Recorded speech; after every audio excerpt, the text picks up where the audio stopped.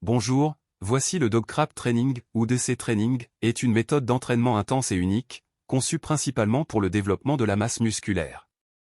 Elle est bien connue dans le milieu de la musculation, notamment pour son efficacité sur les pratiquants avancés. Voici une présentation détaillée et structurée pour bien comprendre cette méthode. Voici l'origine et le créateur. Le DogCrab Training a été créé dans les années 1990 par Dan Trudel, un entraîneur américain et bodybuilder passionné. Voici pourquoi il a créé cette méthode. Monsieur Dan Trudel cherchait une alternative aux entraînements classiques pour développer rapidement la masse musculaire chez les pratiquants naturels ou sous assistance, tout en minimisant le volume total d'entraînement.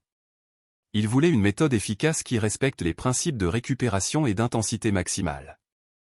Voici les objectifs du DogCrab Training.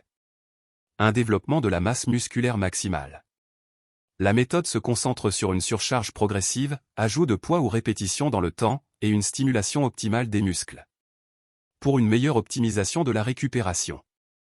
Contrairement aux méthodes à volume élevé, le DC Training limite le nombre de séries pour permettre une récupération musculaire suffisante. Le principe fondamental. Le DogCrab repose sur plusieurs concepts clés. En un, la surcharge progressive. Le cœur de la méthode est de battre vos performances à chaque entraînement, plus de poids ou plus de répétitions. Cela garantit une croissance musculaire constante. En deux, le rest pause training. Chaque exercice est effectué selon un format rest pause, qui consiste à faire un set lourd jusqu'à l'échec musculaire, 6 à 8 répétitions, et prendre une courte pause de 10 à 15 secondes, ensuite reprendre l'exercice pour 2 à 4 répétitions supplémentaires. Ce cycle est répété 3 fois. Nous allons passer à la rotation des exercices. Chaque groupe musculaire est travaillé avec une rotation d'exercice, par exemple, 3 mouvements différents pour chaque muscle, cela prévient l'adaptation et la stagnation. En 3, effectuer des étirements extrêmes. Après chaque exercice, un étirement statique prolongé est effectué sur le muscle travaillé. L'objectif est d'étirer le fascia musculaire pour faciliter la croissance, et améliorer la flexibilité et la récupération. En 4, effectuer une fréquence élevée. Les muscles sont entraînés plus fréquemment que dans les programmes classiques, 2 fois par semaine grâce à une répartition du corps en 2 parties, haut et bas. En 4, structure d'un entraînement. Les jours d'entraînement, généralement, 3 séances par semaine, par exemple, lundi, mercredi, vendredi. Split d'entraînement. Séance 1, haut du corps, pectoraux, épaules, triceps, dos. Séance 2, bas du corps, quadriceps, ischio-jambier, mollets, biceps, ensuite les séances alternes. Voici pour qui cette méthode est adaptée. Le niveau requis. Pour les niveaux avancés. La méthode est intense et demande une grande capacité à pousser ses muscles jusqu'à l'échec. Pour les intermédiaires, il est possible avec une bonne supervision ou un ajustement du volume. Pour les hommes et les femmes, oui, bien que la méthode soit très populaire chez les hommes, elle peut être adaptée aux femmes recherchant une prise de masse musculaire ou une amélioration de leur force. En 6, une utilisation dans le cadre des compétitions. Oui, elle est adaptée aux bodybuilders qui cherchent à gagner un maximum de masse musculaire.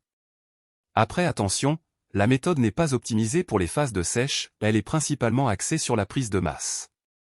Les compétiteurs doivent ajuster leur programme à mesure qu'ils se rapprochent d'une compétition. En 7, la popularité et utilisation actuelle. Bien que Dan Trudel soit le créateur, cette méthode a été popularisée par de nombreux bodybuilders amateurs et certains compétiteurs professionnels. Aujourd'hui, elle est moins en vogue qu'à l'époque de sa création, car les méthodes actuelles intègrent souvent des concepts hybrides, comme le volume modéré et l'entraînement fonctionnel. Cependant, elle reste utilisée par des passionnés de musculation cherchant des résultats rapides et durables. En 8, les points forts et limites. Le gain rapide de masse musculaire, dû à une fréquence d'entraînement élevée favorisant la progression, l'optimisation du temps en salle grâce à un faible volume total. Les limites, cela demande à être physiquement et mentalement exigeant. Le rest pause est extrêmement intense et peut être difficile à maintenir sur le long terme, cela nécessite une très bonne technique d'exécution pour éviter les blessures. Je ne recommande pas cette technique, n'est pas adaptée aux débutants. En résumé, le DogCrab Training est une méthode très intense, créée dans les années 1990 pour maximiser la masse musculaire avec un volume réduit et une intensité maximale. Elle s'adresse principalement aux pratiquants avancés et peut être utilisée par les hommes et les femmes. Bien qu'elle soit adaptée aux phases de prise de masse, elle demande un haut niveau d'engagement et de récupération. Aujourd'hui, Elle reste pratiquée par certains athlètes, bien que moins répandue qu'à ses débuts.